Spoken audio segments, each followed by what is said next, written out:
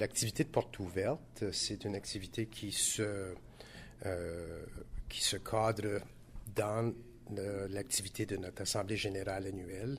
L'activité des portes ouvertes, c'est un 5 à 7 qui permet aux membres de la communauté de bien vouloir venir au carré civique, de se présenter à l'hôtel de ville et ensuite prendre connaissance de ce qu'est véritablement le carré civique, aller faire une tournée des différents aspects du carré civique, voir l'hôtel de ville, voir les différents étages et les différents locataires à l'hôtel de ville, voir l'extérieur de la caserne des pompiers. C'est dommage, à ce point-ci, nous ne sommes pas en mesure de rentrer dans la caserne, mais au minimum savoir qu'est-ce qu'est l'édifice, où il se situe, qu'est-ce que ça représente. Aussi, évidemment, le 227 Provencher, qui est l'édifice qui habite l'accueil francophone, fait partie du carré civique. Alors, eux, ce soir, accueillent du monde qui veulent faire la tournée dans le cadre du 5 à 7. Et évidemment, le Festival du Voyageur, qui se trouve sur la Provencher, mais quand même dans le carré civique, qui, eux aussi, accueillent le monde dans le cadre de cette tournée ce soir. Et le monde qui vont venir vont avoir l'occasion de circuler dans les jardins, ou dans le jardin de sculpture, pardon, et être capable de voir, comme j'ai dit, les autres locataires qui sont ici. Il inclut la Maison des artistes, Tourisme Riel, et j'en passe. Alors, c'est une belle occasion, non seulement pour le monde qui vienne à l'Assemblée générale annuelle, mais si vous voulez venir avec votre famille, prendre une marche, circuler, c'est une bonne occasion de le faire parce que le monde va être ici pour les accueillir. Mm-hmm. Alors, pour ceux qui ne le savent pas, c'est quoi exactement le carré civique? Le carré civique de Saint-Boniface, c'est le carré qui inclut à l'intérieur de ses bornes l'hôtel de ville de Saint-Boniface, la caserne des pompiers, qui est directement au nord de l'hôtel de ville de Saint-Boniface. Ensuite, sur le flanc est du carré civique, on a l'accueil francophone au 227 Provencher. Et sur le côté sud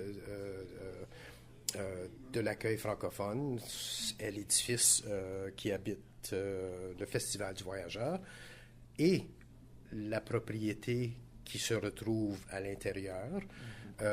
C'est le jardin de sculpture, communément connu comme le jardin de sculpture, qui, évidemment, porte son nom. Alors, c'est effectivement le carré civique. Au nord, c'est la Dumoulin. Au sud, c'est la Provencher. Et tout ce qui est à l'intérieur de ce carré-là est ce qu'on réfère... c'est ce qu'on parle lorsqu'on réfère au carré civique.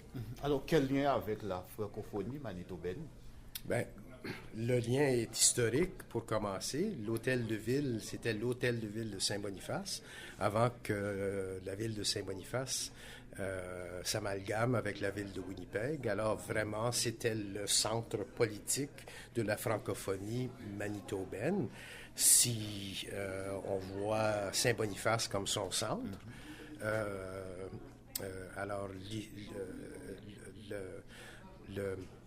la propriété, l'édifice, les édifices ont toujours joué un rôle très important dans l'histoire de la francophonie manitobaine. Je pense au 227 Provencher, par exemple, là où est l'accueil francophone, c'était l'ancien palais de justice, l'ancien poste de police.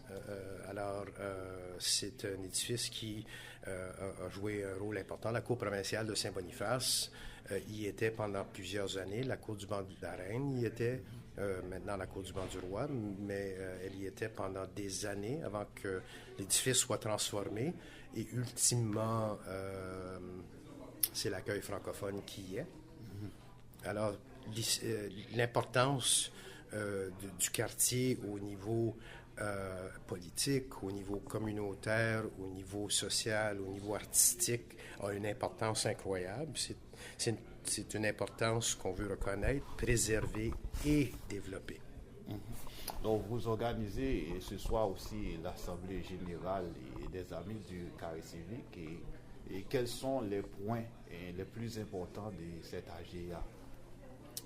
Évidemment, lorsque les AGA sont nécessaires pour faire la cuisine annuelle, mais ce qui est important ce soir comme substance, c'est la reconnaissance que nous sommes à un point tournant. La ville de Winnipeg, au mois de juillet 2025, a annoncé qu'elle s'apprêtait à lancer un appel d'offres pour trouver un gestionnaire du carré civique à long terme.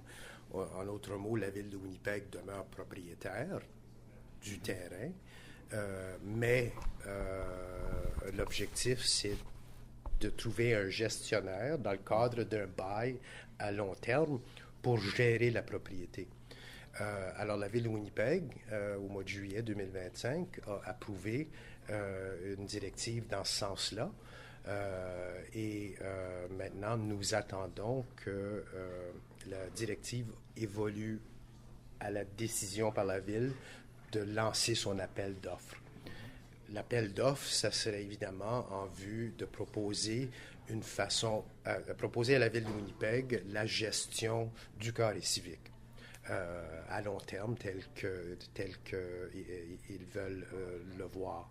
Alors, les amis du carré civique s'apprêtent, se préparent pour effectivement répondre à cette demande ou à ce lancement d'appel d'offres éventuel en vue de mettre de l'avant un projet communautaire pour la gestion du carré civique. Effectivement, vous êtes en train de collecter de l'argent pour préparer cette soumission. Comment ça se passe? Est-ce que vous êtes sur la bonne voie? Bien, effectivement, la campagne de levée de fonds que vous avez discuté avec mon collègue M. Dandonneau est en grande partie en vue de faire une collecte de fonds nécessaire pour préparer cette soumission éventuelle-là. Mm-hmm. Donc, vous êtes sur la bonne voie? Nous sommes sur la bonne voie, oui, merci. D'accord. Merci beaucoup, Michel Chatier. Ça me fait plaisir, merci.